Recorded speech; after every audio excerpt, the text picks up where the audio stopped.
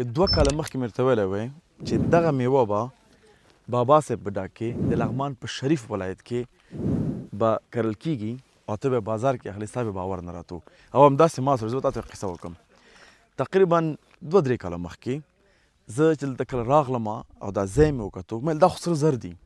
دا سره زر دي ولې نه خلک ګټه نه اخلي دا دومره ځمکه او لږ د دوستان نه قدم و لږ داسې لرې لاړم چې لرې لاړم وډار شوم ځکه دا ډاګ یو قسم خپل آواز لري مې چې لیوه ده چې وم چې یعنې دلته هېڅ هم شی نه و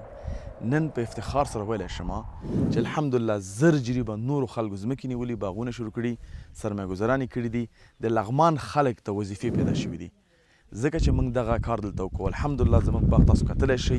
چې سترګې حده پورې یعنې حده پورې سترګې رسېږي زه چې کوم حده پورې کتلی شم ونې صحتمند دي بسلیم ځکه هم مسلکي انجینران لرو نیک مشورې د خلکو نه لرو او دا هم زه په افتخار سره ویلی شم چې سږ کال به هغه کال وي چې په دې باغ کې موږ 1 افغان هم نه مصرفو بلکې دا باغ به قمر ته پیسې ورکوي هغه پیسې به قمر راخلي په نورو کارو کې به مصرفوي نو دا د افتخار ځای دی الحمدلله او د هغه دوستان چې همیشه یې موږ سره کومک کړی همکاري کړې ده نن دا نتیجې تاسو ګورئ زه غواړم تاسو بل څه هم ښکاره کړم چې راځئ یو ځای لاړ شو انشاءالله هغه ځای ته زه دا کوم خلک ته چې راغلي دي ټول ته مې دا ویلي دي چې زمونږ انجینري مسلک زمونږ هر څه د خدمت کې دي او عوام ته هم دا وایم څوک چې لغمان ته راځي او څوک چې کابل نه راځي زمونږ دغه ځای چې ستاسو ځای دی راشئ یو پیاله چای وڅښئ خپل باغ نه لیدنه وکوئ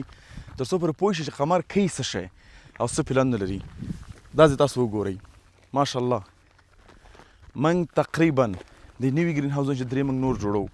2 ګرین هاوزونه به لرو د بادرنګو او د رومیانو زرهاو ونې دي او ډېر زر به انشاءالله تاسو دې ځینه کولنګي چرګان او پیرمغان به هم اخلئ دا د ماهیو سیستم دی د باندې پر موږ کار نه ده کړی لیکن دا اوبه بلته ذخیره کېږي دلته ماهي ساتل کېږي دا ماهي بیرته خرڅېږي هغه اوبه به استفاده کېږي ونو ته نو موږ کوشش کوو چې هر یو لاره پیدا کړو او هر یو انچ د ځمکې مفید استفاده کړو ځکه افغانستان ماشاءالله امکانات لري اوبه لري ځمکه لري او مین پاور یعنی فزیکي قدرت د انسانانو هم لري نو ولې نه دا 3 واړه موږ سره یو ځای کړو او یو ښه تولیدات ولرو د افغانستان اقتصاد تقویه کړو انشاءالله راځئ تاسو اوس چرګان پیلمرغان او همداسې نور شیان تاسو ته ښیم راځئ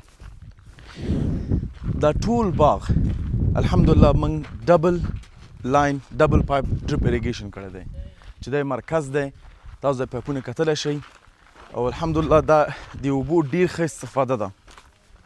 دا پایپونه تاسو کتلی شئ ښه مسلکي ډول باندې او دا هم د یادولو وړ ده چې موږ همیشه څوک چې موږ ته راغلی دی مشوره یې غوښتې ده موږ ته په اخلاص ویلي دي ځکه زموږ هدف دا و چې خلک ته راشي باغداري وکړي دا ځمکه شنه کړي او چې بیا هم درته تکراروم راشه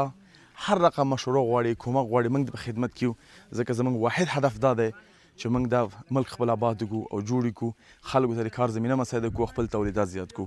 نو ما ته وعده د چرګانو کړې وه راځئ چې ته ښکاره یې کړم زموږ هدف دا دی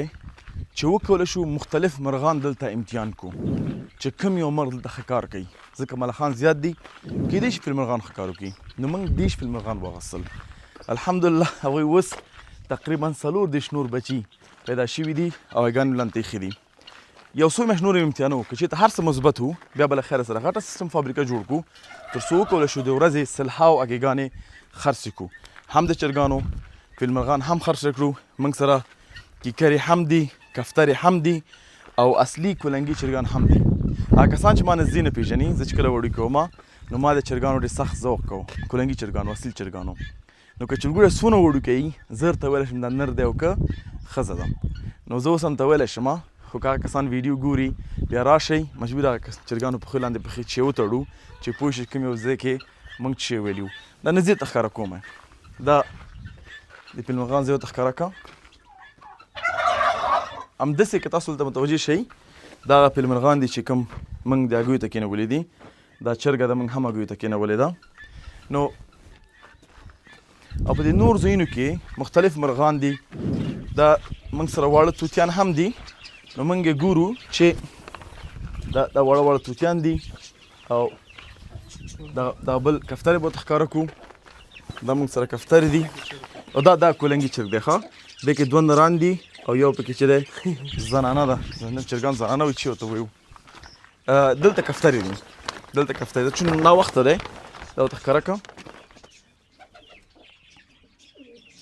ماشاءالله